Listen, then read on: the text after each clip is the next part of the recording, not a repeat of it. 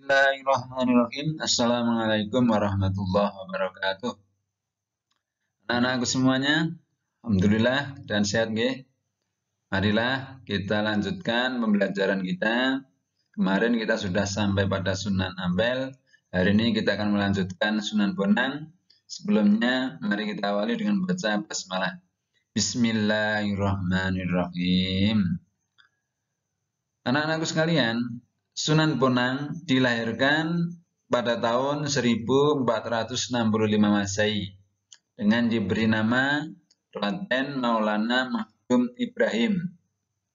Sunan Bonang merupakan putra dari Sunan Ampel dan ibunya bernama Nyai Ageng Manila. Sunan Bonang wafat pada tahun 1525 Masehi. Dan saat ini makam aslinya berada di Desa Bonang. Namun yang sering diziarahi adalah makamnya adalah di kota Tuban. Lokasi makam Sunan Bonang ada dua, yaitu di Bawean dan Tuban. Ini dikarenakan Sunan Bonang ini ada salah satu muridnya yang menghendaki makamnya itu dimakamkan di daerahnya karena pernah mengajar di daerahnya. Akhirnya terjadi perebutan untuk pemakamannya.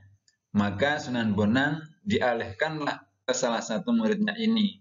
Maka terkenal makam beliau ada dua tempat, yaitu di Bawean dan Tuban.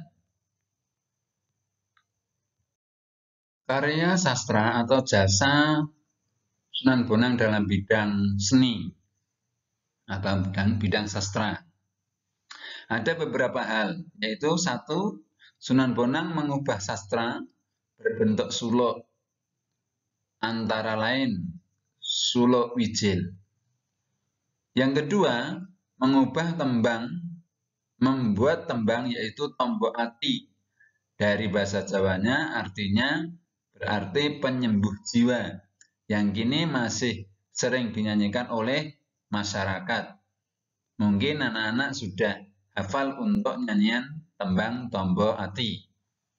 Yang ketiga, mengubah gamelan Jawa yang saat itu kental dengan estetika Hindu dengan memberi nuansa yang baru atau modern. Kemudian yang keempat, menambahkan instrumen bonang dalam gending Jawa sehingga gending Jawa itu tambah lebih menarik oleh masyarakat. Yang kelima, mengubah lakon dalam pewayangan. Beliau senang sekali mengubah lakon-lakon dalam pewayangan dan memasukkan tafsir-tafsir khas Islam atau ajaran-ajaran Islam. Ajaran Sunan Bonang. Ajaran Sunan Bonang berintikan atau berfokus pada filsafat cinta atau isyq.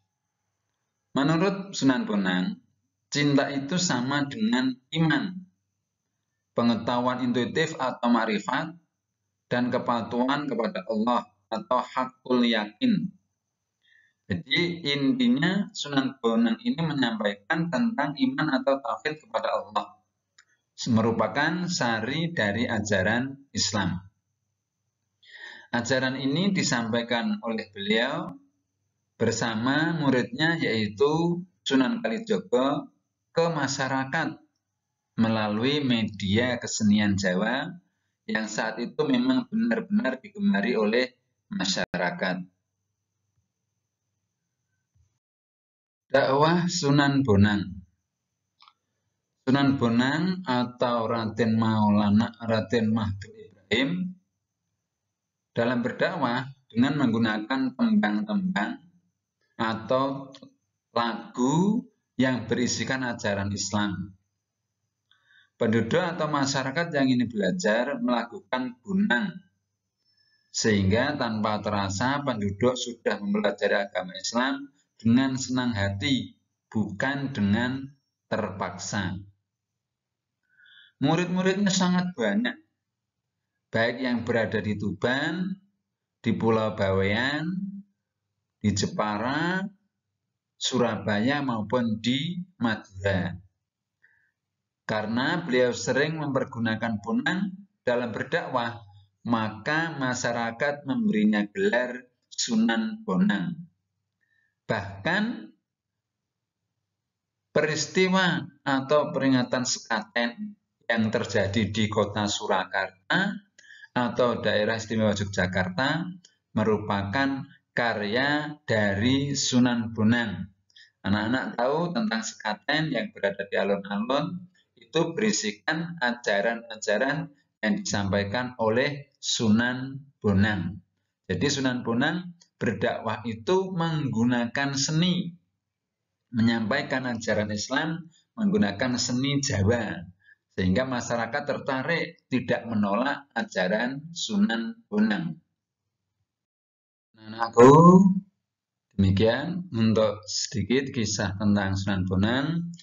Anak-anak bisa menambah wawasan membaca buku paket pada halaman 90 sampai dengan 94.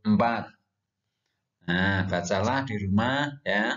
Kemudian kerjakan tugas yang saya berikan ini 1 sampai 4 dikerjakan di kertas saja, dikumpulkan besok pada hari Sabtu. Demikian pertemuan kita pada hari ini. Mari kita akhiri dengan baca hamdalah.